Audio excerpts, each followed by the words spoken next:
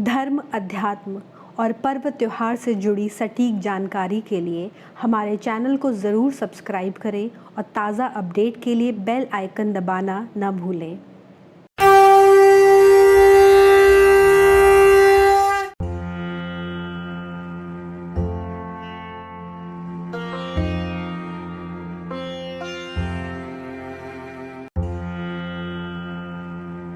यदा यदा हि धर्मस्य ग्लानिर्भवति भारत अभ्युत्थान धर्मस्य तदात्मानं सृजाम्यहम्।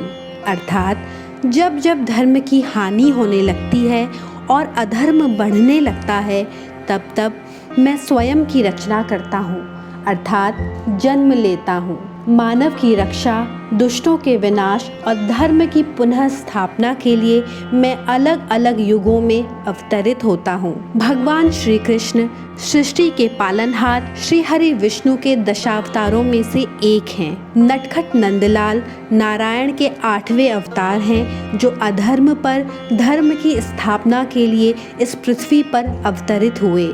श्री कृष्ण की पौराणिक जन्म कथा इस प्रकार है। द्वापर युग में मथुरा पर अत्याचारी राजा कंस का शासन था। वो अपने पिता राजा उग्रसेन को गद्दी से हटाकर स्वयं राजा बन गया था। उसके शासन में मथुरा की प्रजा उसके अत्याचार से बहुत दुखी थी। कंस की बहन देवकी का विवाह वसुदेव से हुआ था। कंस एक बार अपनी बहन को वसुदेव के घर ले जा रहा था। तभी रास्ते में आकाशवाणी हुई, हे कंस, जिस बहन को तू उसके ससुराल छोड़ने जा रहा है, उसके गर्भ से पैदा होने वाली 8वीं संतान तेरी मृत्यु का कारण बनेगी। आकाशवाणी सुनकर कंस क्रोधित हो उठा और वसुदेव को मारने बढ़ा। तब देवकी ने अपने पति के प्राणों की रक्षा के लिए कहा कि जो संतान जन्म लेगी उसे वो पहले उसके सामने लेकर आएगी। कंस ने बहन की बात मान ली। वो देवकी और वसुदेव को वापस मथुरा ले आया और कारागार में डाल दिया। कारागार में देवकी ने एक एक करके 7 बच्चों को जन्म दिया, लेकिन दुष्ट कंस ने उन सभी का वध कर दिया। आकाशवाणी के अनुसार अब देवकी की 8वीं संतान जन्म लेने वाली थी। ऐसे में कंस ने कारागार के बाहर कड़ा पहरा लगा दिया। संयोगवश उस समय ही नंद की पत्नी यशोदा भी गर्भवती थीं। जिस समय देवकी ने अपनी 8वीं संतान को जन्म दिया, उसी समय यशोदा ने एक पुत्री को जन्म दिया।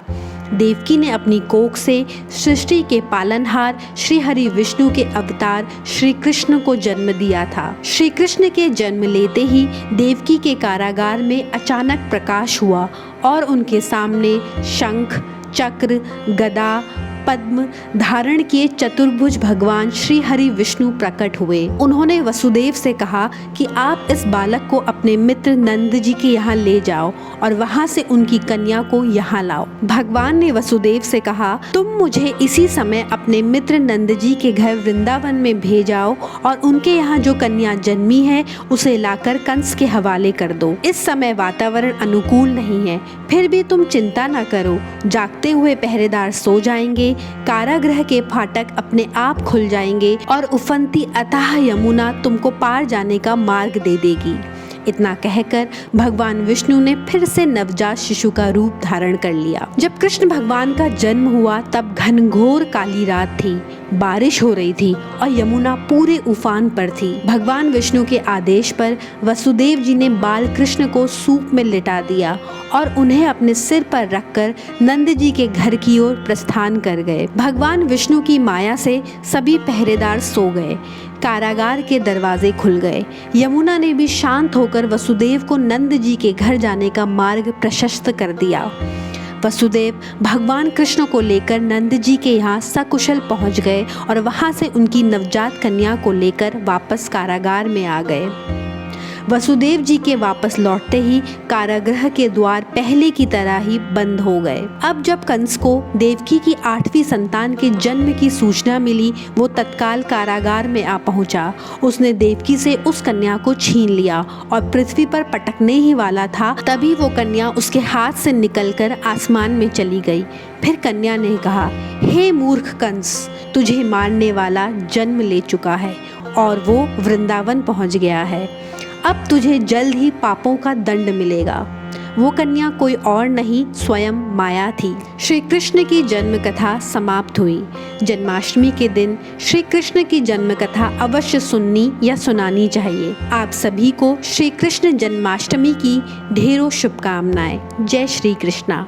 धर्म, ज्योतिष, योग, व्रत, त्योहार और स्वास्थ्य के बारे में अधिक जानकारी के लिए आप देखते रहिए पूजापंडित.com।